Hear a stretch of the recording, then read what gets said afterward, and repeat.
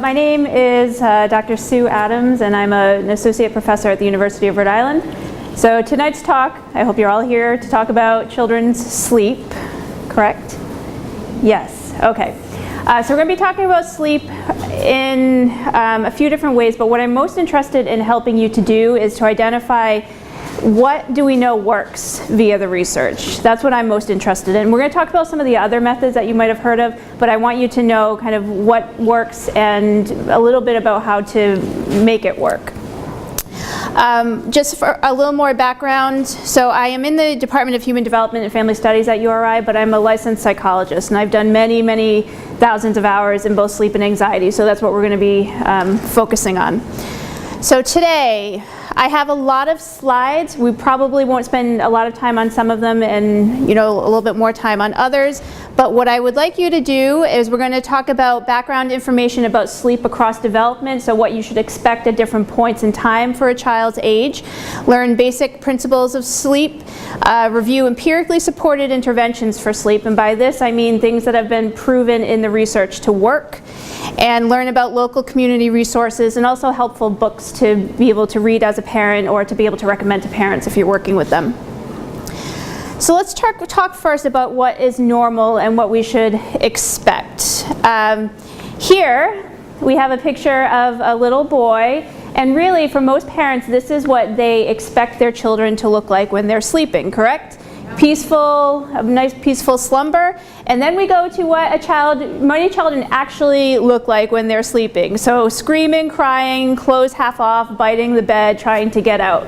And so parents will come to us and we'll have both of these experiences, and we hope that more nights are like this, but you probably will start hearing about it more when they have more nights like this that are disruptive to the family.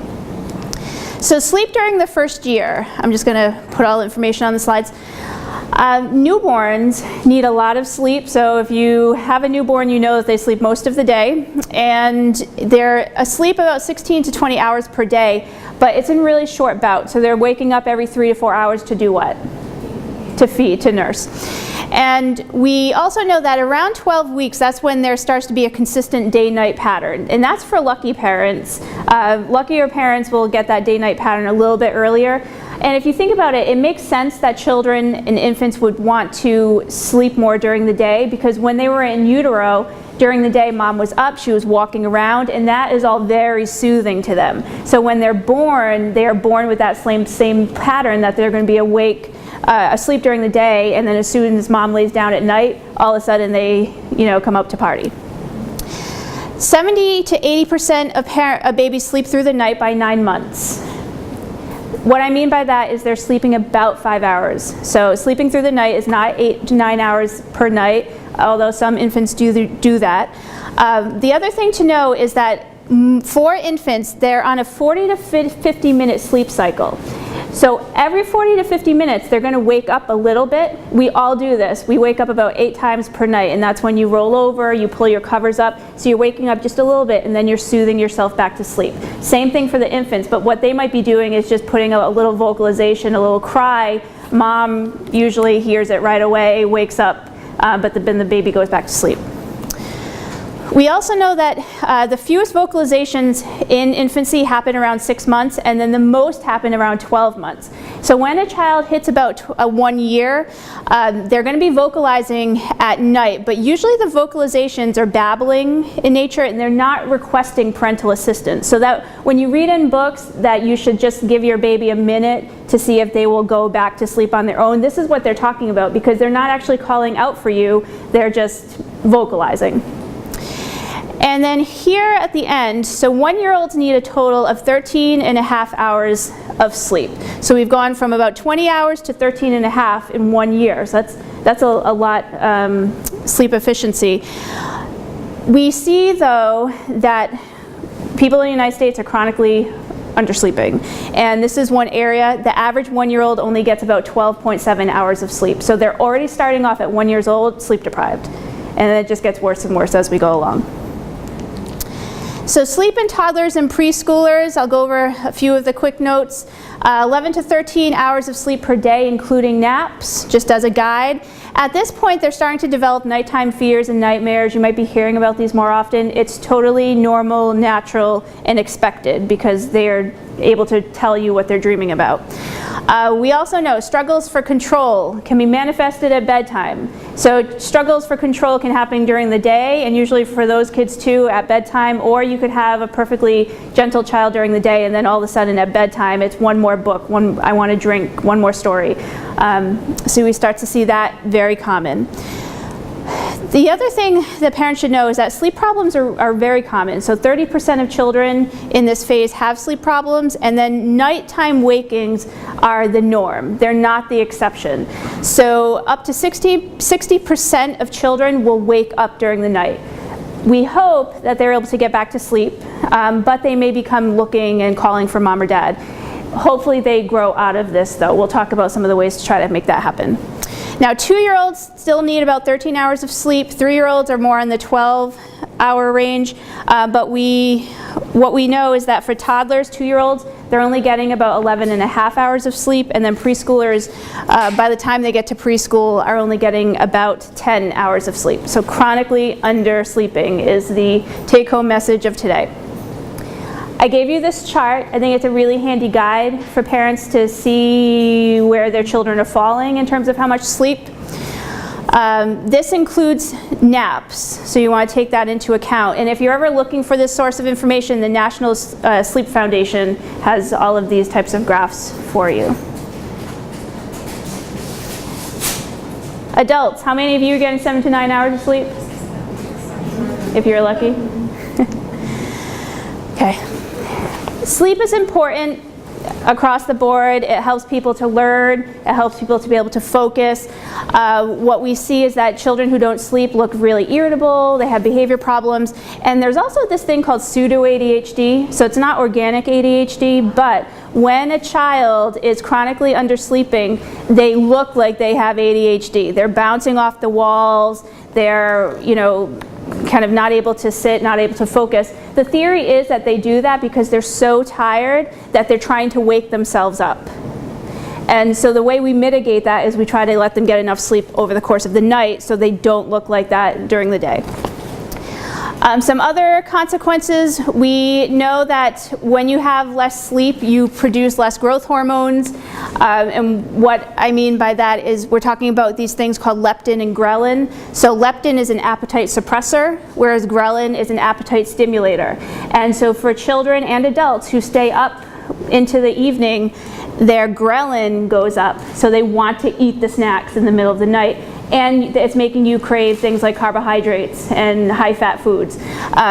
So sleep will help to regulate this part. Sleep is also essential for just overall development in all areas. And if you have a child with a developmental disability, we want to be thinking about sleep and how we can foster that so that they can continue with the development in the other areas. Now, I would spend just a few minutes on developmental disability and sleep. There is not that much in the literature. So when we try to look for, how do you treat sleep issues in a child who's autistic or, any of the developmental disabilities, there's not much to draw from. But here is a synopsis. So we do know that children with developmental disabilities experience more sleep problems, and they wake up more often during the night than children without developmental disabilities. 53% of kids with autism wake up in the middle of the night, which isn't that far off though from the average kids, because 60% of them are waking up, so it's not too far off. Kids with developmental delays, 46%. So I want to talk a little bit about the reasons why a child with a developmental disability, particularly autism, might wake up more during the night or have sleep problems. The first thing is misinterpreting nighttime social cues. What are some social cues that you all have that sleep is coming? What? Okay, yawning. Mm-hmm. Kind of. Social cues, not like a routine, but take a bath. Take a bath, exactly.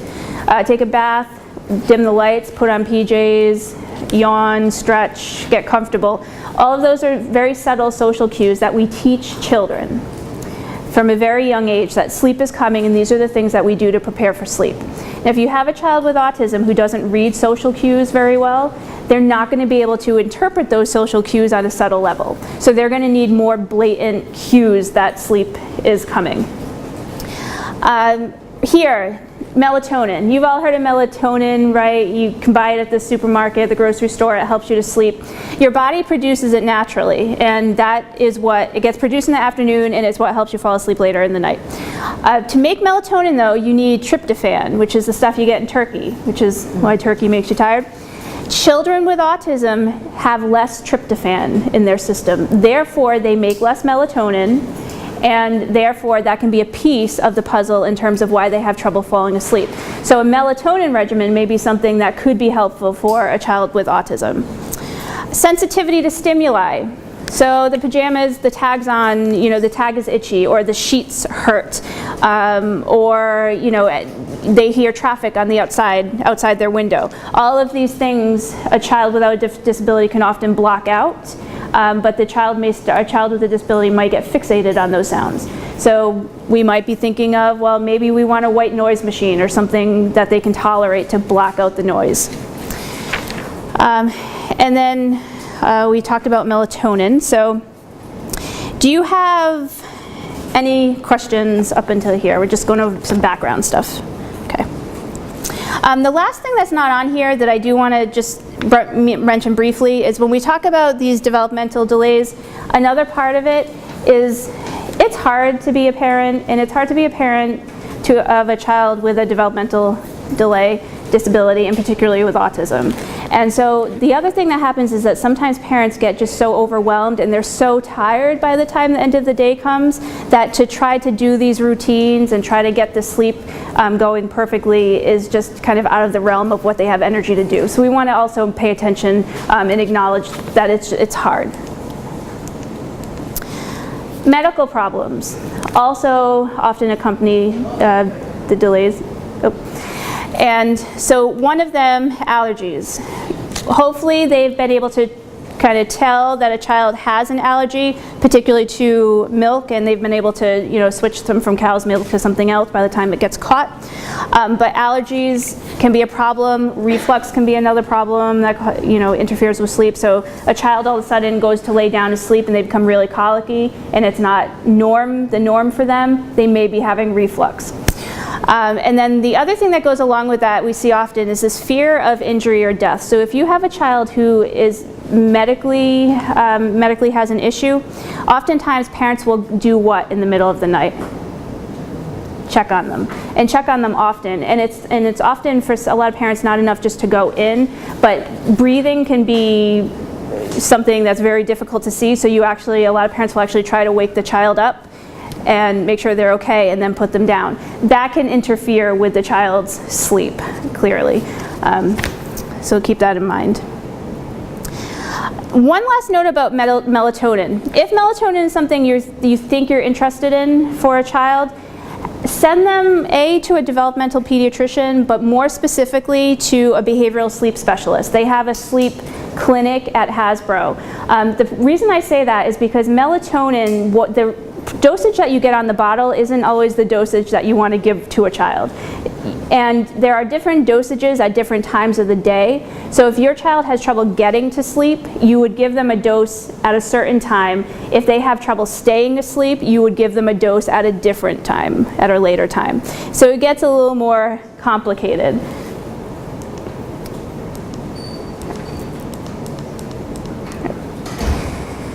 So that's the background on sleep. Now background on anxiety. Okay. Trying to figure out if an infant has anxiety is not something you're going to be able to do. So when we talk about anxiety, we're talking more starting at the preschool level. That's when you can start to see if a child really has some worries and up. About 10 to 15% of preschoolers have some kind of anxiety issue. In this sample is a disorder. Some early indicators of anxiety, though, is the child behaviorally inhibited. So by that, Do they have difficulty going to strangers? Do they not seek out, if they see a toy that they want, will they not go over to it? Are they kind of a little bit more isolated, more withdrawn within themselves? That can be a marker, an early marker of some anxiety later on. And the other thing we know is that anxiety, if you identify in preschool, it's pretty stable into middle school and adolescence if untreated. The best treatments for anxiety don't start until the child's about 6. So that's when you really want to start thinking, okay, so maybe I could bring them in for formalized anxiety treatment. But if they continue on past the age of 6 and they have these anxiety disorders that interfere with them doing the things that they want to do, then we really want to get them into treatment so it doesn't last on into adolescence. For anxiety, always ask yourself this. Is my child's anxiety, or is the child's anxiety interfering with either the child's ability or the family's ability to do what they want to do? Can they not go on vacation because the child is scared of something? Can the parents not go away or go to dinner because the child won't stay with someone else? Those are all markers, red flags that maybe there is something bigger going on. You want families to be able to live a good kind of solid life. With anxiety, we always tell parents it's 50-50. 50% is genetics, 50% is environment. So there's no blaming here. We're not blaming any parents. We're just saying, there's a genetic line in this, and the environment can exacerbate it. So if we can try to figure out how to fix the environment and change the environment, maybe we have a better chance of kind of turning down the volume on the anxiety. Separation anxiety, though, we know is normal at different times. So it peaks around 8 to 14 months. This is when children start walking. So it makes sense that they would have anxiety, separation anxiety from an evolutionary perspective, because when they start walking, we want them to come back, right? And if they weren't afraid of separation, they probably would wander off and not come back. Okay, so it's actually pretty adaptive. Does that make sense? The other time we'll see separation anxiety pretty normally is preschool, the first time that they're going out, into the world. We would expect that maybe for a few days. If it's more than a week, then you start to think, well, maybe that's a little excessive. There's no empirically supported treatments for anxiety in early childhood, so before the age of 5. But like I said, once a child hits the age of 6, then we have really good treatments that we know work. And for children who have developmental disabilities like autism, not so much autism, but Asperger's, those treatments can be added on to their autism, their other treatments. Okay. Separation anxiety as it relates to sleep. How do you think? What does this look like? How do you think this would manifest itself? Yeah, they don't want you to leave the room. They want you to be in their bed. They cry, yes. With separation anxiety, the fear is usually not that the parent isn't with them, but they're afraid the parent won't return. That's the underlying fear, that the parent won't come back. And so you'll see very commonly around the age of 3 or 4 that children will wake up in the middle of the night, they'll be looking for their parents, and they just want to make sure that they're going to, the parent's going to come back when they call. So they'll test you out. But this is a two-way street. We know that a lot of children who have anxiety at night, their parents also have anxiety at night. So their parents, on the other hand, are also kind of, in some ways exacerbating the issue. So we're asking these questions. Have you let the baby, a child from a young age, try to cry it out a little bit, kind of see what they do on their own? Have you ever been away from your baby? Do you worry when you're away from your baby and try to run home as quick as possible? Because that can give us a little marker. Is it partly the parent really, wanting to be with the child as much as the child wanting to be with the parent? It goes two ways. Okay. Now here, separateness is a necessary complement to attachment. I like this quote because a lot of parents, particularly when we talk about sleep and we talk about cry it out, they say, oh gosh, it's awful, I could never do that to my child. But at the same time, your child needs to learn how to be autonomous. Your child needs to learn that they can be by themselves and be okay. And so we wanted to talk to parents about finding a balance. When do you think your child's old enough to be able to try this? To give them the separateness that is going to help you be closer to one another inevitably. Now, premise of anxiety, this is also the same thing for sleep. You all know that, say you're starting a diet or an exercise plan. What is in terms of the time period, what is the worst time period of starting an exercise or a diet plan? The beginning. The beginning, like day 2, day 3, kind of around there. On day 1, you're pretty motivated. You're like, yeah, I'm going to do this. I'm getting to the gym. And then as the time goes by, it gets harder and harder. It's the same premise. Things get harder before they get easier. With sleep training and sleep issues, it's the same thing. Because you think about it, a lot of parents will come and they're saying, well, you know, my child is 4 or 3 and they have trouble with sleep. Well, they've had 3 years of doing the same thing, and now you're telling them all of a sudden that they can't do it anymore, and they're going to revolt a little bit. They're going to be pretty upset about that. So it will get worse before it gets better. What we want, though, is this is a very common, it's called an extinction burst. It's a very common thing in behavior theory. So you have something that makes the child anxious, and then the natural tendency is actually to avoid the thing that makes them anxious. So the parent will pick them up from their crib, or the child says, I'm afraid of that dog, so the parent will swoop them up and run the other way. Well, in that moment when you avoid that thing that makes them uncomfortable, what are you teaching them?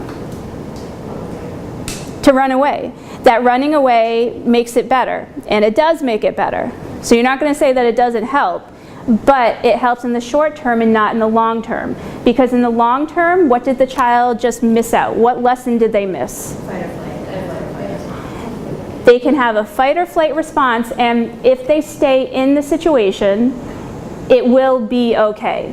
99.9% of the time, it will be okay. They'll be distressed, but then it will get better. And that's the same thing that happens with all of these behavior change. It gets worse before it gets better. With sleep problems, it's the same thing. So your child's trying to fall asleep in the middle of the night. You know, you decide this night, okay, I'm going to do, the Ferber method. I'm going to let them cry it out, and we're going to see how it goes. Your child cries for 15 minutes, and you say, oh my gosh, I can't take this anymore. And you run in, and you pick them up, and they feel better, you feel better. I have a 3-year-old, I can empathize with you. So everybody feels better, but then what happens the next night? They cry again, and you swoop in again, and you get into these very easily into these cycles that take a lot of time to break. So here what we're saying for things like cry it out is let them cry, determine a amount of time that you're going to let them cry. For some parents, they say I can only take a half hour. For others, they say I can take an hour. And usually what happens is the child will figure out very quickly, you're not coming back, and they might as well just go to sleep. Okay, so that's an easy translation of that. I know it's not as easy in real life. But attention increases the likelihood that a behavior will continue. So going in and swooping in, giving the child attention will make the behavior go up. Sleep associations. If there's anything I want you to take away from this, this is the one. This is a very big point. Sleep associations are one of the most important sleep principles, that the conditions that we fall asleep in the beginning of the night are the conditions that we'll need to fall asleep when we wake up after those sleep cycles. So hence, if you rock your child to sleep and they're fully asleep, you put them down in their crib, what do they need when they wake up 50 minutes later? They need you to rock. So they're going to cry until you come in, then you go and you rock them, you put them back down on the crib, and then maybe 3 hours later, they wake up looking for you again. Sleep association. We all have them. Some of you might need the TV to fall asleep, you might need your partner in the bed to fall asleep. Those are all things that our bodies learn sleep equals this thing.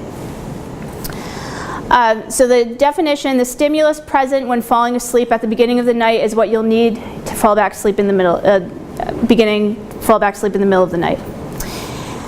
And now, this point right here is an important one to think about if you have an infant. When they looked at infants in research, so they looked at sleep in infancy and good sleepers versus more problematic sleepers, what they found was that infants who spend increasingly more time in their crib during the first year are actually better self-soothers. So the more time they spend in their crib alone in their first year, within a reasonable amount of time, they're better self-soothers. Why do people get better at things? Practice. You have to allow your children time to practice these skills. And it seems really silly and it seems very straightforward, but like I said, I can totally empathize. I have a young child. It's hard for a parent to let their child cry. You want to decrease their distress. That's what you want to do as a parent. But in their distress, they actually learn some things. So we want to try to balance that. Can you let them give them time to learn? Okay. Another thing, transitional objects. How many of you have children? Okay. Do they all have transitional objects? Nope. Yes. One does, one doesn't. Yours does? Okay. Teddy bears. My son has like a little blanket. Yours doesn't. Are you a stay-at-home mom? I am now. I just finished my master's and I stay home with him. Okay. The reason I say that is, according to attachment theory, children who have stay-at-home parents, mom or dad, don't need transitional objects because their love object, who is their parent, is always with them. You have a transitional object because your parent is away, and it's a way for you to give love to the object and receive love back. So if you have your parent with you all the time, you don't need one of those because you got mom or dad. Okay? We know, though, transitional objects can help. They can take on a lot of different forms. Blankets, teddy bears, those are all normal. I worked with a family in sleep clinic, and what happened was mom was like 7-8 months pregnant, and they had a 3-year-old or 2.5-year-old. And by that point, mom came in and said, you know, what's happening is she won't fall asleep on her own, and she needs either me or my husband, but preferably me in her room. And so get how this looked. So mom had to get down and lay in the toddler bed. Okay. Mom had this really long curly hair, and so what she did was she laid in the bed, and then mom laid on, the little girl laid on top of her head, okay, and kind of put her fingers in her hair like this. Come on in. So that's how what she needed to fall asleep. And so we talked to mom, well, what kind of transitional objects do you have? And mom says, Harry. I say, okay, I think it's a stuffed animal or something, we'll come back to that. At the end of the assessment, I came back to it, I said, okay, tell me a little about Harry. What kind of transitional object is this? What do you think Harry was? Hair. Yeah, mom took her hair, cut off a big chunk of it, put it in an elastic, and that she gave it to the child as a transitional object. But I like that story because it really brings home the fact that parents will do anything to get their kids to sleep. And transitional objects of hair, I mean, there are some issues there, but that's one thing. Another thing you could try without giving your child your hair is an old t-shirt. So wear a t-shirt for a few nights in a row, get your scent on it, and then you can give that to the child. So sometimes that can be comforting to the child because it smells like mom. Transitional objects have been linked to better self-soothing. So, you know, if you have a child you're working with, or you have your own child who's having trouble sleeping, really try to find something that they can grasp onto in terms of objects. Okay. Now, developmental regressions. We know that when learning a new developmental task, sleep is often disrupted, so you want to expect this. When they're starting to walk, their sleep is going to be disrupted. When they're starting to crawl, their sleep is going to be disrupted. When they are starting to really talk a lot, their sleep is going to be disrupted because they're practicing. They want to crawl around in their crib because they just learned this new cool skill. Who wouldn't want to practice it? You know, they're pulling up, they want to practice, and then they can't get themselves back down. So that's all normal. What we encourage parents to do is just to reframe these types of things, saying, you know, my child is learning and learning is good. So instead of saying, oh my gosh, I can't believe they're keeping me up all night long, just try to reframe it. It usually goes away within a week or so.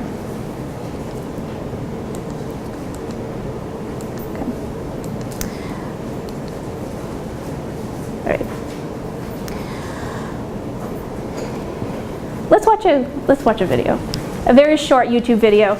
It's amazing what people put on YouTube in terms of their kids sleeping. So we have Mariah. This is Mariah at 20 months. What I want you to do is watch this video and then tell me why she is not sleeping, because it's not really her fault in a lot of ways. So let's take a look. Starting.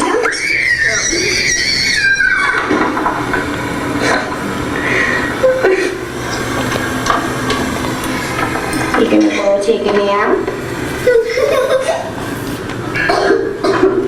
You gonna take a nap, honey? Yeah. Okay, lay down.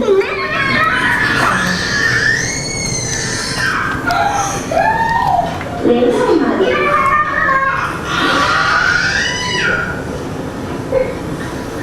Lay down, honey. I guess you don't get it back. Can you lay down?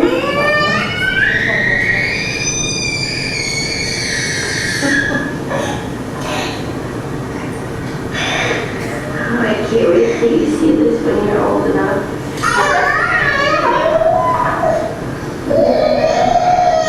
Yeah, good one. Yeah.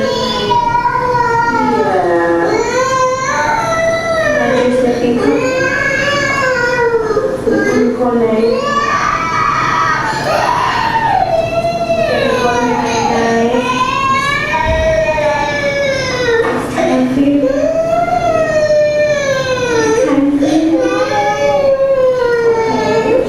Yeah, lay down. I'm sorry, but you gotta take your nap. But she can take time to rehydrate. So, very quiet. They all crocodile's ears.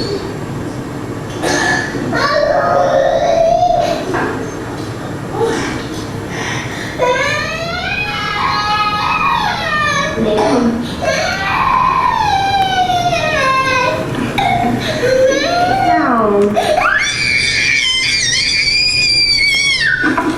I show this video to my college students when I teach about sleep, and they're like, really? That's what it looks like at night? They have no idea.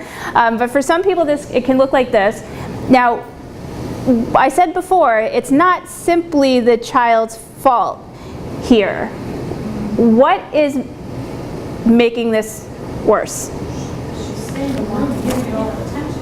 Yeah, this little girl is getting a lot of attention for that behavior. Now, granted, mom is video recording it for a particular purpose, but you can make a bit of an assumption that if mom is in there video recording it and still giving her lots of attention, patting her hair, giving her a sippy cup, all of these things, that's probably partly what's happening on a normal, routine basis. And so we, you know, parents, we all need to be aware and acknowledge our role in our children's sleep issues.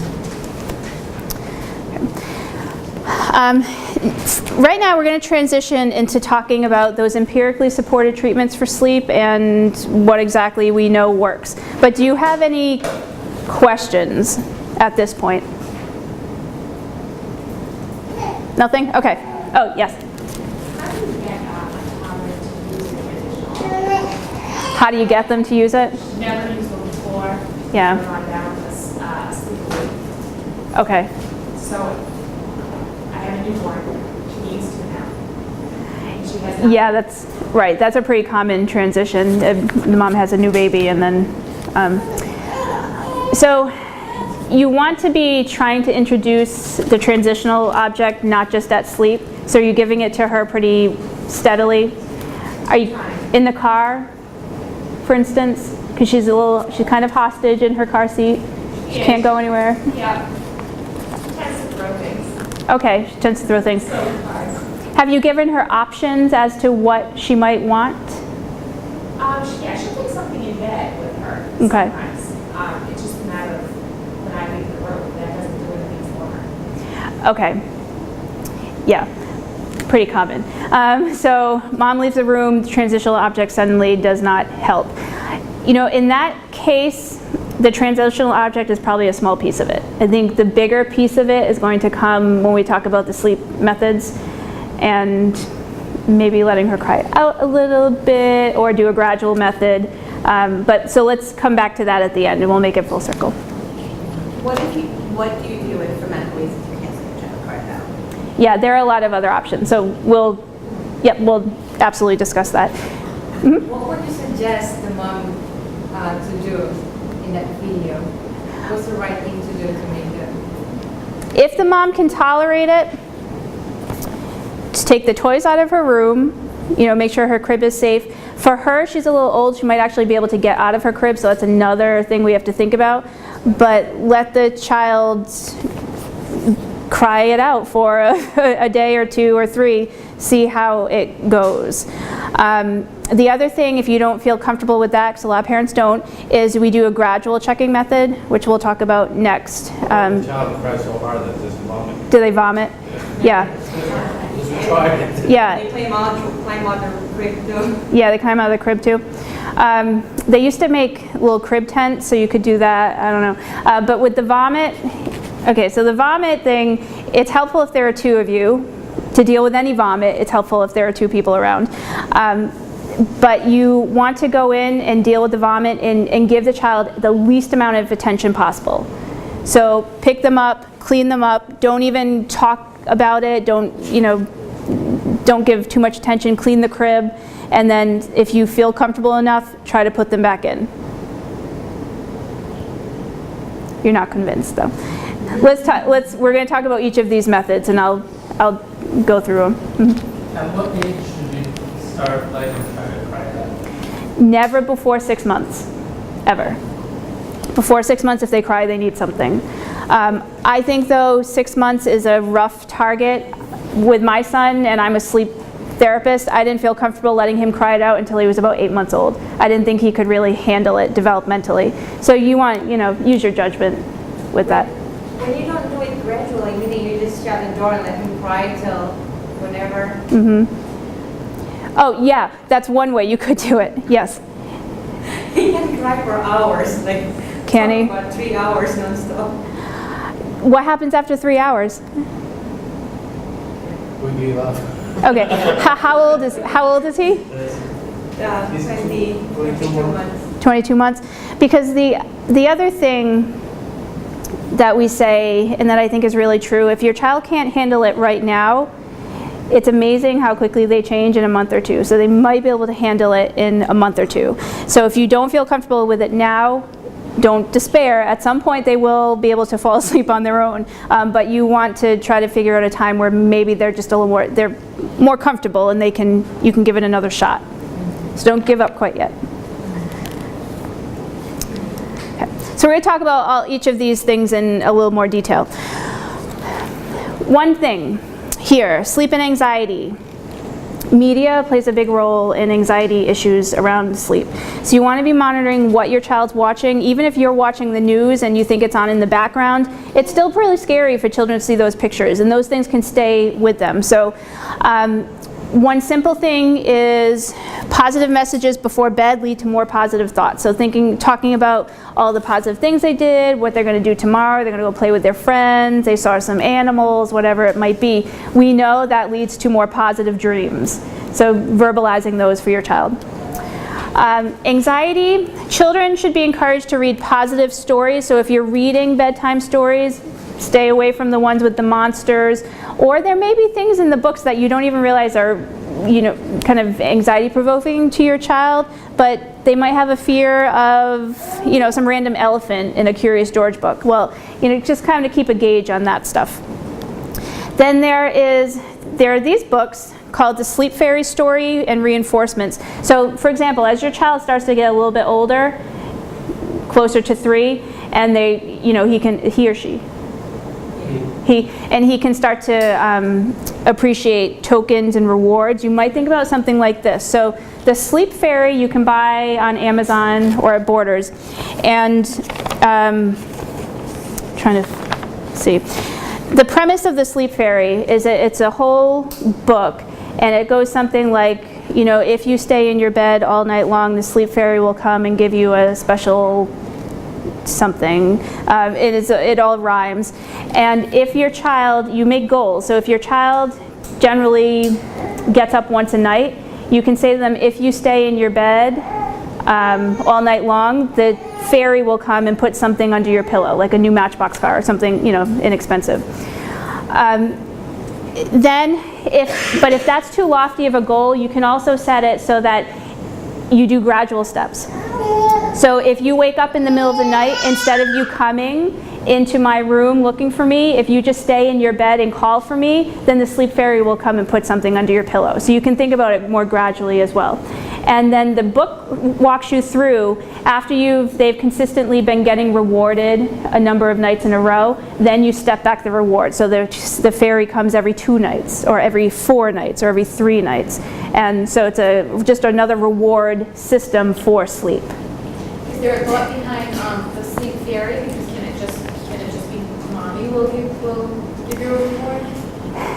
The Sleep Fairy has a little bit of magic to it. It's kind of like, you know, I see children in anxiety clinic, and the parents say, I do that with her, but she doesn't listen to me the same way she listens to you. And I think it's the same type of thing. Sometimes children are just so used to their parents that a little something extra, yeah, is novel and can help. If you don't want to do the Sleep Fairy route, you can try this. Yeah, just, you know, mommy will give you something, but you have to stick to it. So if they didn't earn it, then you really can't give it to them. The Sleep Fairy kind of takes some responsibility off of you as being the bad person when they don't earn it.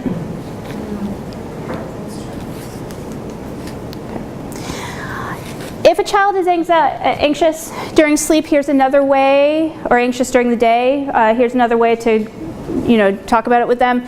In anxiety clinic, I get a huge piece of butcher paper and I put it on the floor. I trace an outline of their body, and then they can draw in what it feels like to be anxious. So a lot of kids will say their heart is racing, and so they draw a heart with sneakers on it. And so it just gets you to illustrate, the child to illustrate what exactly is happening for them. Do they feel like they're sweating like a river?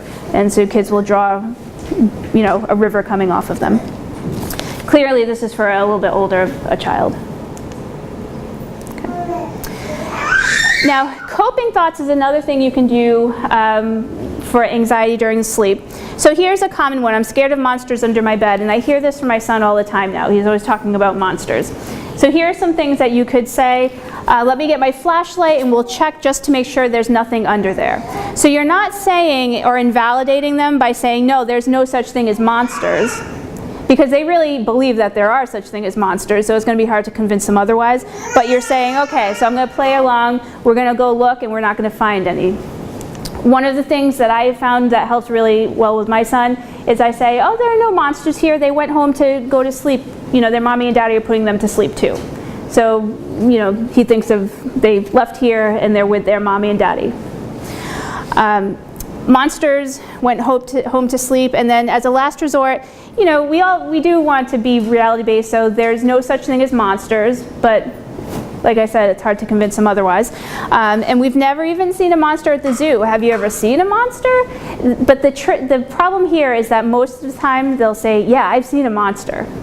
So you don't want to back yourself into having to really fight with them about their reality. So that's why I would suggest these few at the top. Okay. All right. So let's talk now about sleep training techniques. We're ranging here from gentle methods to cry it out, the whole gamut. Here's some quotes. So I would never do that to my child. That's totally inhumane. I can't possibly do that. And then it's hard to hear your baby cry, but stick with it, it works. So we hear parents say from both sides of it, it worked like a charm, or I can't do it, it's awful. If you have a toddler or an infant, Yeah, this looks like, right, most of us in bed. All right, so we have Donkey Kong down here. So mom and dad are just, usually, actually, sometimes dad is just pushed out of the picture altogether. Then we have the neck scarf, so he's on top. Yeah. The stalker, because the baby's just up and parents trying to sleep, not working. Snow angels, right in the middle of the bed, moving around, wiggling. H is for hell, that's what they call this one. So he's horizontal across both of them. And then the doghouse, we have dad down on the couch while mom and baby sleep in bed. So I don't know what happens in your house, but these are pretty common experiences. Here's the thing. You know, there's a time and a place for everything, and I think really, you know, there is a time it's nice to have your children sleep with you. So I'm not standing here saying you should never let that happen. But, you know, when it starts, you can't sleep and you have to get up for work and it just makes a really bad environment for everybody, then you want to start thinking about these strategies. So bedtime routines. This one seems super simple. But it's really effective. So if you work with parents who don't have a bedtime routine or you don't have one, you want to make one happen. I remember working with a family and I just took for granted that they had a bedtime routine for their child because he was having some really significant sleep issues. He had a heart condition, so mom had slept with him for 5 years because she was afraid that something would happen to him. We see that's pretty common. Now she wanted him to go back into his own bed. Was he hearing any of that? No. Why would he want to go into his own bed when he's been sleeping with mom and dad for the last 5 years? So I said, what do you do to get him ready for bed? And she said, nothing. I said, oh, okay, so nothing? Like, how exactly does he get into bed? She's like, oh, we just, you know, we're watching TV at night and then we tell him to go into bed. And I said, okay, so step one, let's get you a bedtime routine. Bedtime routines help prepare children for bed. They should consist of 4 to 7 enjoyable behaviors. The key is that you don't have to do all 7 of them or 4 of them in the same order, but with the one that you do right before the child falls asleep should always be the one you do right before the child falls asleep. So you can read a book, maybe you lay in your child's bed and, you know, just kind of cuddle with them. If that's the last thing, always do that last, because that's their cue. Children's room should be a calm environment, so dim light, soothing sounds. Sound machine works wonders if your child can tolerate it. So if there's a tantrum, just tell the child it's time for bed. And you want to be cueing them to this as you go. And keep the stimuli consistent during the nap time. So if you have a child who's really resistant and you're working on implementing a routine, you want to do an abridged version of that for naps, if you can, if you're home with them. So you don't have to do all 4 things, but maybe 1 or 2 things. So read a quick book and then fall asleep with them, or, you know, cuddle with them and then leave. This, in and of itself, in terms of research, has been shown to be a promising intervention. So something as simple as this has been shown to be really quite effective. All right, so moving on. I'm sorry, is it Yes. as simple as what? Just as simple as doing a bedtime routine. Yep. Okay. So that's going to be one part of any kind of plan that we put into place. Now, another one is called parental education, and this one is better if we get parents earlier before they have the baby. But the premise of this is, infants are genetically predisposed to want body contact. So that's why we say don't even let them cry it out before 6 months of age, because they need you, they want you. If the mom and the dad are content with co-sleeping, there's not a problem with co-sleeping. So I know there's a lot of debate with SIDS and co-sleeping. Here's the reality. You can tell parents what to do and give them recommendations, but they're going to do what feels right to them. So I'd rather a parent be honest with me about what they do so we can talk about how to do it safely versus not feel comfortable telling me.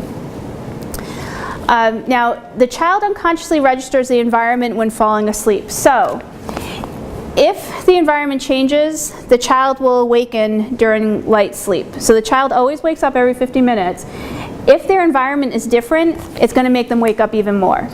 But think about it. If you fall asleep in your crib, you're in your room, you wake, or in your bed, you're in your room, you wake up 50 minutes later, you're still in your room, you're going to be able to go back to sleep.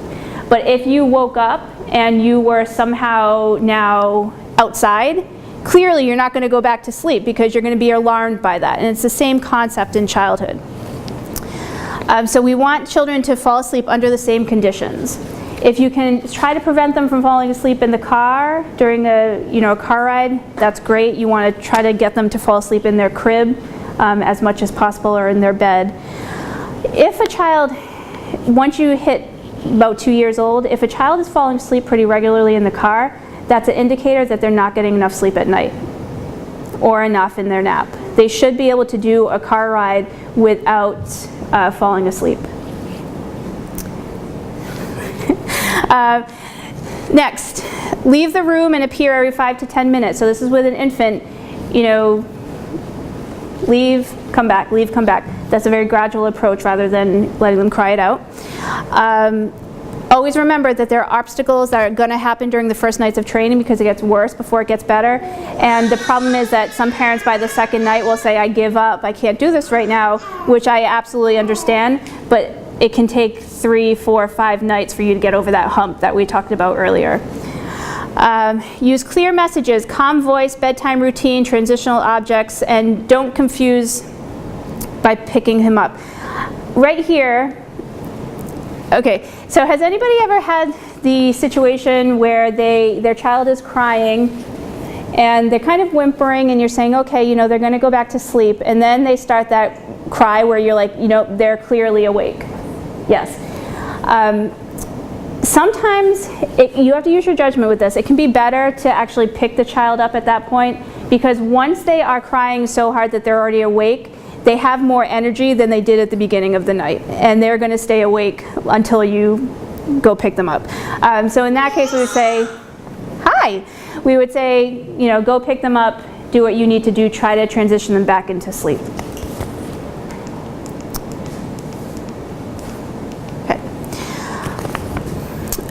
For the first few nights, you can comfort a child during the nighttime waking. So, this is gradual. They're waking up, you're going in, you're saying, it's time for sleep. One little mantra, not a lot of attention, not a lot of words, not even a lot of eye contact if you can avoid it, just it's time to sleep in a very soothing, calming voice. And avoiding the natural instinct to comfort the child. Like I said, we all want to comfort our child, but if you're really, really trying to work on this, the comforting piece, you kind of have to often tone it down a little bit temporarily. Not to say you're not going to give it back to them, but tone it down. So this type of strategy has been shown to be an effective intervention, and parents who receive prenatal sleep training tend to be have better sleepers. So this type of strategy we're hoping to teach before people have babies, just so they know what sleep training is, and it doesn't have such a bad connotation, because it can really, a lot of parents are aversive to it. Okay.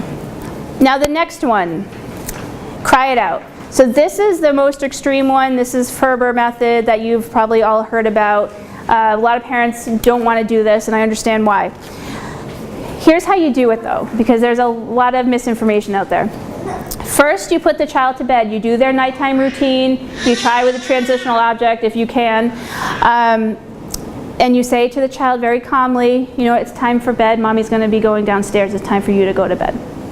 Fine. Then you leave, and the child probably is going to pitch a fit, right? So then you can go back in one time, and you just want to look to see if they're safe, and you can say to them, it's time for bed. Okay, so you go in one time, make sure they're safe. With video monitors, it's really easy to see if they're safe, but it's nice for the child to see you, at least. Systematically ignore the child until the next morning. So at the most extreme, you just ignore the child until the next morning. Okay. For the average child, when you have them cry it out, they're probably going to fall asleep within 45 minutes. So your child went far past that, but the average child, 45 minutes of crying, and then usually they're asleep. The vomit issue comes up a lot.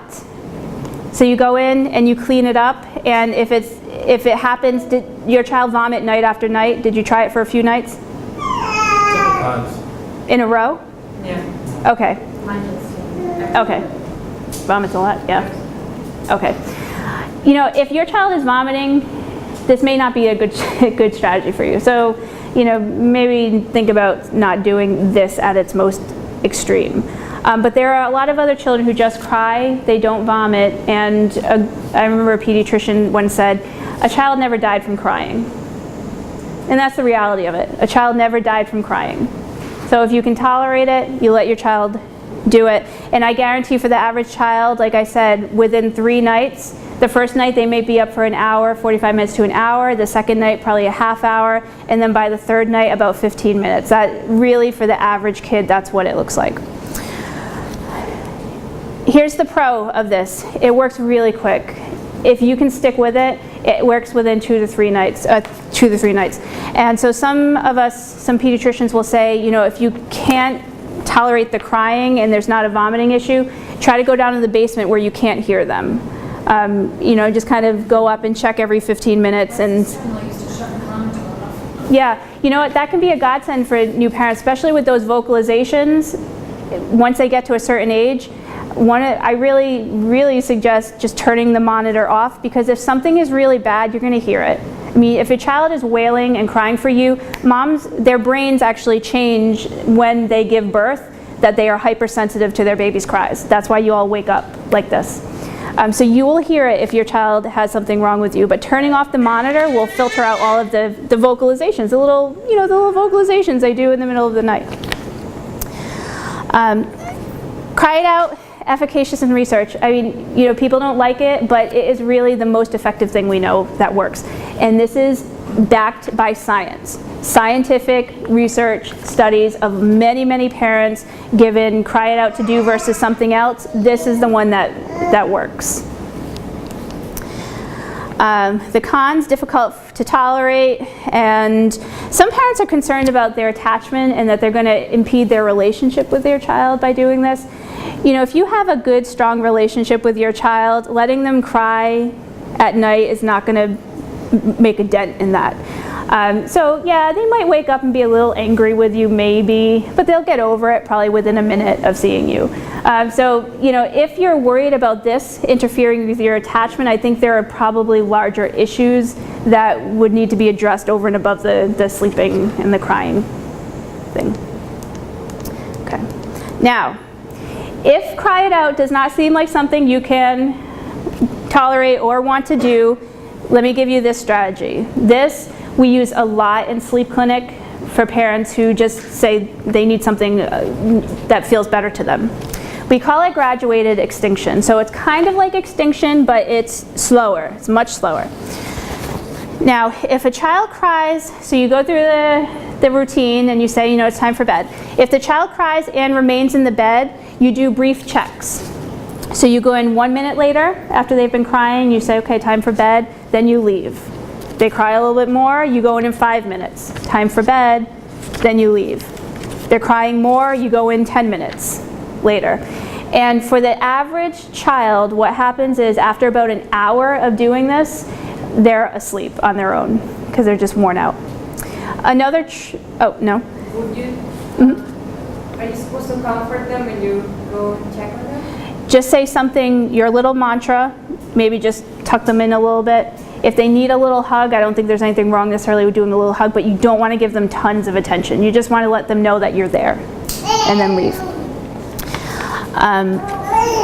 The other way so some other suggestions for this, you can use what we call a camping out strategy. And so if going in and out and in and out tends to be a problem, you can camp out in their room. This is good if you're trying to get the child out of your parents' bed and into their own bed. You put the child in their bed, and I highly recommend that, you know, versus a toddler bed, you get a twin size bed, because if you're doing the sleep training, it's a lot easier for parents to do it with a twin size bed where they can get in and then gradually come out. The toddler bed, you obviously can't get in there. So you can do a camping out method. So you would sleep with the child until they fall asleep. And you're probably going to have to dedicate to sleep there the majority of the night, because when they wake up in the middle of the night, they're going to be looking for you again. And so you do that for a few nights. Then what you do is you put a chair next to their bed and you sit on the chair while they fall asleep. And you do that for a few nights until they're used to that. Then you move the chair a few feet away and you do that for a few nights. Then you put the chair near the door. Then you put the chair on the outside of the door. And so the hope is that by the time you get to that point, they're used to falling asleep on their own in their bed. That's what we call the camping out strategy. Conversely, what you can do is if the child is in the parent's bed, take their toddler bed or their mattress and put it next to your bed on the floor. So they're in your room with you, but they're in their own space, and then you gradually move them back that way to their own bedroom. Yep.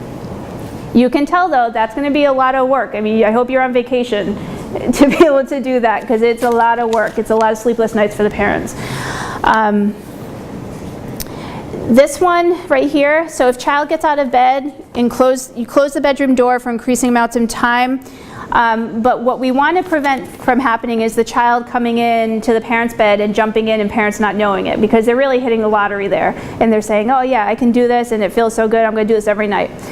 So we tell parents to get a cowbell, put it on your child's door so you can hear when they wake up, and then you can intercept them in the hallway and then go back to their room and work on this. So for your child, for instance, because the cry it out doesn't seem like it's gonna, with the vomit and everything, it's not ideal, this might be a better, much better for you to try.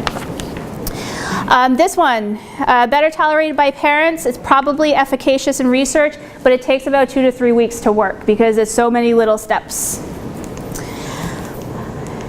And then this one, scheduled awakening. So if anybody has a child who wakes up pretty regularly in the night at certain times, you can do this thing, a scheduled awakening. So 15 minutes before the child usually wakes up, gently go into their room, wake them up, just say, are you okay, do you want a blanket?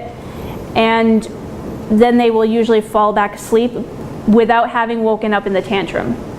So, scheduled awakening, but this only really works if your child wakes up regularly at the same time every night. Now, if they're waking up regularly but not at the same time every night, how do you know? It's like mine just turned 2.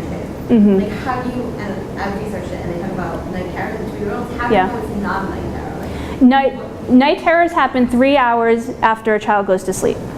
They happen very predictably because they're in a certain stage of sleep when they're transitioning. So it's about 3 hours after they fall asleep. So if your child is waking up more variably, it's probably not a night terror. It could be a nightmare, but a night terror is going to be very reliably at the same time. Yeah, that's the easiest way to figure that out. Okay, now, so we're going to wrap up. Now, research on gentle methods. You've all heard of Dr. Sears, I imagine, and Elizabeth Pantley. If you're looking for good materials, Dr. Sears is gentle methods. All, Wear Your Baby, which, the Ergos and the Mobies, those are great. I mean, I love them. But also Sleep with Your Baby. And, you may not want to sleep with your baby anymore, so what do you do then? Elizabeth Pantley, she tends to be a little more balanced. I think she's like in between Ferber and Dr. Sears. So she has a whole series of books. They're great books. So if you're looking for a resource, try this one, the No Cry Solutions. I think she gives really great, practical, straightforward advice. And the stuff that I'm talking about today, if you were a patient of mine, we would spend hours and hours and hours going through a very detailed plan for you. So I hope that you're not taking this and saying, oh, I don't know what to do, she wasn't detailed enough. I can't give you enough detail without knowing more about your family. But these 2 solutions right here, these 2 books would be great for you. The problem with these gentle methods is that they work for a lot of parents. I know parents love them. I love Elizabeth Pantley's stuff, but there's no research to prove that it works. So, something will always work for someone, and what we're most interested in is what do we really know that works, and the Cry It Out and the Graduated Extinction works. So resources. Now earlier we talked about children with autism and trouble with sleep cues. I want to show you this website. So let me see, the web is right here. So Visual Aids for Learning.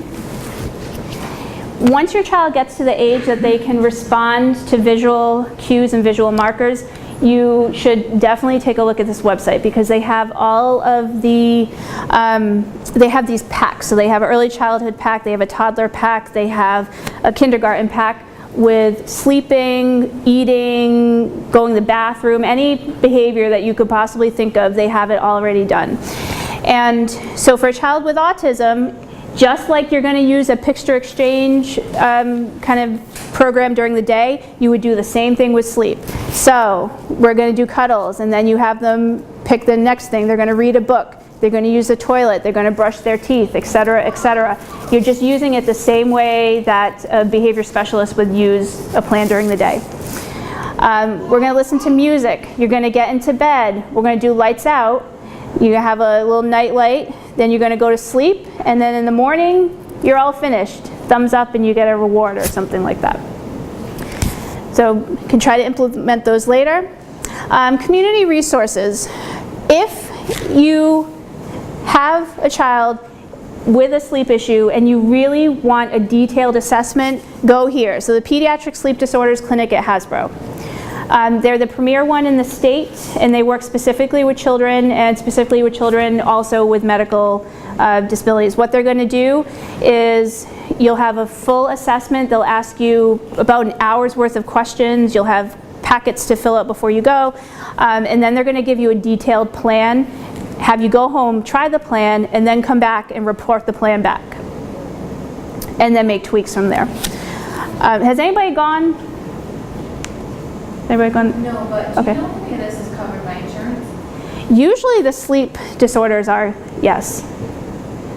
But if you call this number, they can tell you via your insurance what could be covered or not. It's just like seeing any other specialist, so it would probably be a specialist copay. The infant behavior cry and sleep clinic. So if you delivered at Women and Infants, you might know of this already, but if you have an infant who has a crying issue, Women and Infants has this program, so it's a great one for the newborns. For anxiety issues, the URI Child Anxiety Clinic and then Bradley Hasbro Child Anxiety Clinic, they're both great, it just depends on where you live. So they can work on the anxiety problem particularly. And then other resources like Rhode Island Birth Network, Meeting Street, they all will do different talks. But like I said, there's only so much I can cover in an hour. If you really want more detailed information, I gave you an overview of the types of things they would talk about, and just make an appointment with Sleep Clinic. It would be a great thing for you just to go and talk to them. Here are some books that you can look through. The Sleep Fairy is on here, and then we have some Ferber. These are all the big names in terms of the sleep books. And then references. So let me ask you, any questions? At what age? If they're not sleeping with the night. Yeah. I have a 5-year-old and a 4-year-old. Okay. And they end up in our bed. Mm-hmm. At what point does it stop? Because some people say, you know what, it'll stop. Don't get to a certain age. It will stop eventually. The outlier would be the 10-year-old who's still sleeping in your bed. But usually by 7 or 8, they want a little more independence. I don't know if you want to wait it out 2 years though. And especially if you have a 4 and 5-year-old, do they have separate rooms or do they share? They share. All right, so, And sleep with them when we start. yeah. Fall asleep, and then at some point, one will come in, and a half hour later, the other one comes Right. in. So So for, I brought them back, and like the whole night, Yeah. it's back and forth with both of them. right. For them, I would say put the bell on their door. So that's the first thing, so you can hear them earlier. If they're going to be coming to your bed anyway, and it's not a struggle that you really want to battle, you can put sleeping bags down on the floor, and you can set the hard limit. If you come into the room, you have to sleep in the sleeping bag, and it's probably, they might like it for a night or two, but you want to make their bed more comfortable than the floor. But at least at that point, you're working on it gradually. So you got them out of your bed, but now they have a designated place in your room where they sleep. And you can, Try that for a little while, then move the sleeping bags further away. So do the gradual. I think that would, for a lot of parents, the gradual out, starting in the parents' room and then moving out, it tends to be easier to do. Yeah. For 4 and 5, though, the sleep fairy might also work pretty well. You know, I've tried the whole fairy thing and they are afraid now. Of fairies. They're afraid she's coming. That's why I asked if Okay. mom would be suitable. Yeah. Well, maybe fairy can come, you know, after school.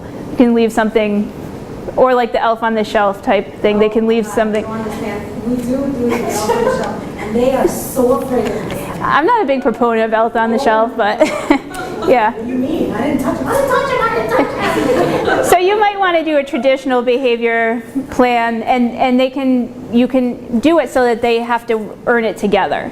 So that's the other thing, that they're 4 and 5, they're developmentally close in age, they have to both be able to get it. They only get the reward if they, you know, get it together. So you can think about it, doing it that way. But try the sleeping bag. Yeah. I think in my case, I see a difference. I have a 4 and a half and a 2 and a half, like nurse, both of them. Yeah. So for the second, I was so exhausted that I would Right. just have her next to me, and every time she woke up, you know, Right. to this day, she comes in the middle of the night and she cuddles with me when she was born. And the other one doesn't, I mean, she does it but because she sees her older sister Right. doing it. So I do see a difference. You know, and it's tough because I think these days really parents, moms are, we know nursing is best, we know breast milk is best, and so there's a lot of pressure on the nursing, which I think is good. I mean, in terms of health, that's great. And at the same time, the nursing is so closely tied to the sleep habits they develop. And so, you know, back when we were talking 30, 40, 50 years ago, yeah, moms were staying home and it wasn't such an issue because they could nurse all night long and it didn't matter if the parent, you know, the child was in the bed with them. But times have changed now and we have a lot more demands placed on us. So it's kind of this conflict of cultures. So we want to give our child, we want to nurse, we want to give them breast milk and have them in bed with us at that early age. But inevitably this becomes an issue for a lot of those kids. I nursed my son, and I remember being nervous about that when I stopped because I was afraid that he was so used to that, that's what soothed him, that's what put him to sleep, and then, Yeah. oh my gosh, do we have to, like, how is he gonna learn how to fall asleep by himself? So now with another one coming, he's passive, so like, Yeah. he's actually a decent sleeper, just here to be here. But, Okay. So, but I'm nervous because who knows what this personality is going to be Right. like. So, how do you transition children at that point when the nursing stops, they're used to that, they're soothed, they can go to, and now all of a sudden they have to go to sleep much more awake. So it's not much more awake. You want them awake, but not alert. So you don't want them comatose, right? But you want them to have good muscle tone, maybe opening their eyes when you start to see them getting drowsy, and then pull them off. And then try to put them down in their crib. So it's really a balancing game. So you find that 1 minute or 2 minute right before they doze off, and that's when you try to put them in their bed, their crib. So if you think about that and you keep practicing that, that might be a helpful transition. The other thing that works really well, and this is a very important tip, that if mom is the one who's usually doing the sleep training and bringing the child back to the bedroom, you might want to have dad do it temporarily. Because just switching the person that is responsible for it in that time, in that short period, can make a big difference. The child will respond very differently to each parent. So I know a lot of dads probably don't maybe want to hear that, but you know, give it a try that the other person is going to take the helm for a week. And that helps for a lot of families too. That definitely helps in my process. Yeah, does it? Yeah, it helps for a lot of. Kids go to sleep by themselves, and it's like, Right. so I'm gonna go all every night now. Right. So I have a little boy who has, like I said, severe mental needs. He was born at 35 weeks. Okay. Severe bradycardia, eating and sleeping. Okay. So he never left our room. He's still in our room. And he continues to have, he has an esophageal problem where he's having surgery because his esophageal sphincter stays open. So Okay. the few times I've tried to try it out, he just vomits. Right. So that's what I don't really like. Yeah, I don't think you should do it. And he also is, I wanted to mention here because of those mental problems, but he also has a speech delay, which from what my pediatrician says is a neurological thing that can lead to a sleep problem anyway. So the thing that we have is we've tried, like I was nursing him and I've stopped nursing him, and my husband took over, same thing, he's still in our room. He's in a talking pipe, but then every night he comes into our bed. Okay. Because he wakes up in the night. So I tried not nursing him. He's not eating during the night, so it's not an eating thing. He doesn't need that to get back to sleep. My husband's taking care of him at night, like the past year. And he starts out, he will not fall asleep till sometimes 11 o'clock at night. Okay. No matter what we do. Like we'll sit for 3 or 4 hours with him in the dark, in our bed, with a sound machine, doing the whole nighttime routine, and he still won't fall asleep till 10:30, 11. So the first thing I have to say is regarding that, remember the slide about sleep associations? If you're staying in your room doing that whole association for 3 hours, really what he's learning is that being with the sound machine in a dark room with mom or dad means that it's time to be awake. Because he's not falling asleep. He'll fall Right. asleep at like 10:30, 11. Right. So he has 3 hours of having associated being awake with that environment. So that environment is not a sleep cue for him anymore. That's actually an awake cue. Okay. So that's the first part. But So we're, would you recommend like letting him play until like 10 o'clock at night and then going up at 10:30?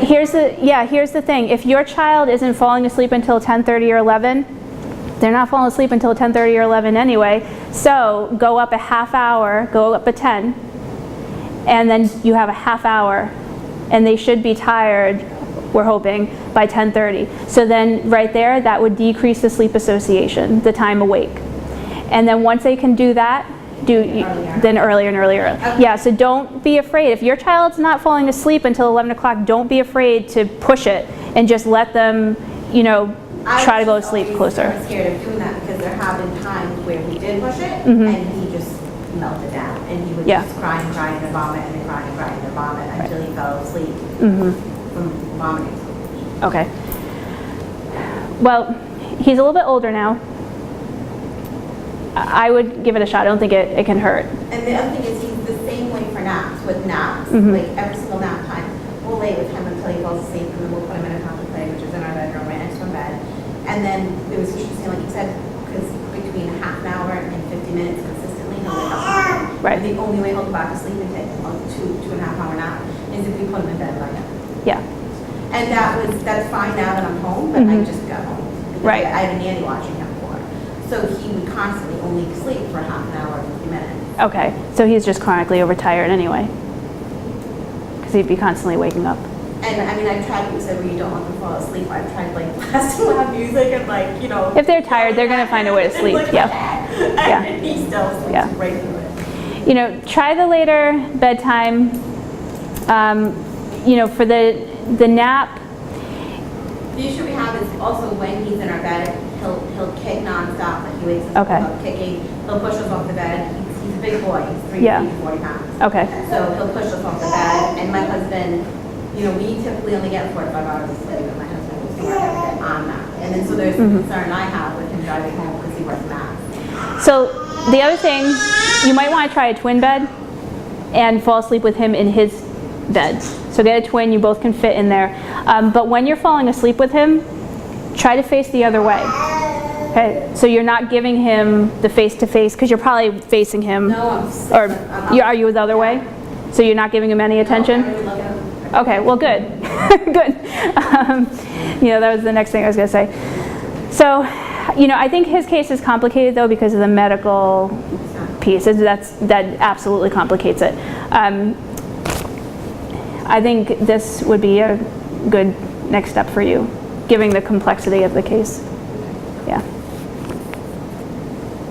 We used to try the crying out method. It worked very well with the crib. Yeah. But now after the crib is already taken off, how do you make sure the child won't stay on their bed? They just go gradually? Well, they may not stay on their bed, but you can try to get them to stay in their room. So what you can do is if you have a baby gate, a portable baby gate, you can put it in the doorway so that if they get up, at least they can't get out unless they climb over it. But I mean, you gotta try. So make the room safe. The other thing, once the child gets old enough, sometimes what can work is if you put a piece of tape around the bed, like a masking tape on the floor, and you say you can't come outside this magical perimeter. And some kids will respond to that, so they'll stay inside the bed. With your child, because he's just not old enough to really get the reward system. I think once he turns 3, a reward system works really well, but at 2, it's just not going to be feasible. Just trying to get him walking back to the bed. Even if you put a mattress on the floor and you say to him, you know what, you can either sleep on your mattress in the bed or you can sleep in your stuffed animals on the floor, but you have to stay in your room with the baby gate. I mean, you could give that a shot. And we're thinking little steps, so we don't want to expect that the first night the child's actually just going to fall asleep and stay in their bed. But if you can make a reasonable request or a reasonable goal that they're going to stay in their room without coming past the gate, that's the goal. And then you increase the goal as you go. But think about it very realistically, not that in one night or 2 nights they're magically going to be in their bed. Yeah, my children's pediatrician just said, Mom, they're going to just hold the door and just stand there. Yeah. Nothing's going to happen. They're going to cry. And Yeah. eventually they're going to get tired. Yeah, it's just how long you can, right. Yeah. Yeah. You could try baby locks on the door, as long as they don't know how to get those open. Depends on what lengths you want to go to. I have a 5-year-old and an 8-year-old. My 8-year-old has autism. Mm-hmm. He goes to bed. When do he go to bed? 3, 4 o'clock in the morning. Yeah. He's up. And you don't have to put a tired face. He's high energy. He has so much. And Right. He doesn't sleep in his room because I live with my mom. So it's my bed or my mom's bed. Okay. He's never tired. He had different medications. It works the first 2-3 days. I'm like, oh my God, thank God he's in bed at 9:30. But he will wake up in the middle of the night. Right. After the second or third day, the medicine doesn't work. If he's Mm-hmm. been on melatonin, he was on melatonin for 5 years, nothing. Yeah. Keep increasing it, so they changed it to trazodone. Neither. Mm-hmm. He's been through so many medicines. Do you highly recommend that I should go to the sleep? I think you should. Yeah. Yeah. Because, I talked to the pediatrician and I told her that my son's clinician recommended for a sleep study. She was like, I understand because I'm surprised when you mentioned it because I told her, I was like, is there somewhere where he could go for sleep? And she was like, that there was nothing. So the average doctor actually gets about 2 hours of training in sleep. I just want to put that out there, 2 hours. So they don't know a lot of the resources and they will, say to a lot of parents, just cry it out. It's not that simple. I mean, clearly it's not that simple. So for any of these complicated cases, absolutely the Hasbro Sleep Clinic would be the best place that you could find in this state. And if that doesn't work, there's a sleep clinic in Boston too. Do you recommend, I mean, we go to Boston sometimes already for a lot of my son's stuff. So do you recommend Boston over Hasbro? No, not necessarily. I think they're both great. Boston Children's has Ferber. That's where Ferber does work. So they're not going to tell you to necessarily cry it out. They're not like one-stop shop, but they have a little more prestige than Hasbro. But either one would be fine. Yeah. So the take-home message is for the more complicated cases. Sorry, but there's not any one thing that you're going to read in a book or that I could tell you what to do. You have a lot of different ideas now. We talked about some strategies, and then really take advantage of having a good resource here to help you bring it all together and do a thorough evaluation. I think it's interesting, I'm glad that I came here because I think I realized what I do to feed into the whole process as well. We all do. I mean, And it's interesting, and I wish I would have came when I was pregnant with my daughter, so that I would have been okay with letting her cry it out. Yeah. Or, because you feel very guilty. Yeah. You feel like, oh my God, something's wrong with me. I know something, this time there's something wrong with my child. Right, and there usually isn't, right. Yeah, and it's your own anxiety about it, right. And even if you do something like cry it out and a gradual extinction and it works, very likely in 6 months, 8 months, you're going to need to do it again. There's a certain amount of maintenance that goes into these strategies, but if you had it done, you used it once successfully, the next time will be easier. A friend once told me in the book that she read, I can't remember who the doctor was, but she had said that children who are sleep deprived have trouble falling asleep and have trouble staying asleep just because they are sleep deprived. They're overstimulated. Their central nervous system is overstimulated, yes. So it becomes a chicken and the egg, definitely. So the cure is more sleep, ironically enough. Do you have other suggestions for a very anxious child who wakes at night? We have a 4.5-year-old who's developmental delay. He can go to bed by himself. Some anxiety, but he'll stay in bed and he'll go to sleep by himself. But 2, 3, 4 in the morning, he wakes up, he'll stay in his bed. Okay. He always calls out. I think a lot of it is a lot of separation anxiety. Okay.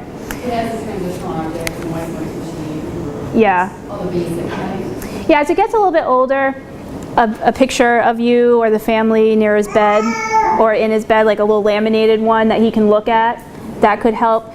Some families, they do walkie-talkies so the child can, say, Mommy, because they're going to be awake anyway, and then you can say, it's time for bed, I'm right here, it's time for bed. And sometimes for some kids that works. But if it continues on, I think at the age of 5, you can start to take advantage of some of the anxiety treatments that will help with the sleep. Yeah. So my pediatrician has mentioned that a lot of the neurological things play in kids that don't sleep well. Yeah. Like, so that is true. And when can you feel, like my son's only 2, so like I feel really uncomfortable like pushing that. When can you feel comfortable enough to know that their neurological system is caught up enough to handle this? My marker is usually how they function during the day. So if they're better, you notice as a parent when a child is better able to self-soothe, when they become a little bit calmer, kind of like more secure in their own skin. At that point, I would feel comfortable to probably, if it were my child, do that. So if you feel like during the day he's still a little kind of hyper aroused, Yeah, he can't self-soothe. yeah, then if he can't do it during the day, we really wouldn't expect him to be able to do it at night. So you Yeah. wait until they're developmentally ready to self-soothe their Yes. Okay. All of this, and we do it by age, but it's developmental age. It's not chronological age. And so if you have early intervention and they're working on self-soothing and different things, you want to try that. The other thing, if they're working on using weighted blankets and other OT strategies. Like an autism or Asperger's. Okay. Okay. Okay. Okay. Well, if you can get OT services, it helps a lot of kids who don't have autism. So, and using a weighted blanket and brushing, if those are things that kids do during the day before bed, can be really helpful. Brushing. It's just it's a protocol that occupational therapists would do. They use a soft bristle brush on the body, so you can consider that. All right, folks. Thank you. Thank you. Take care.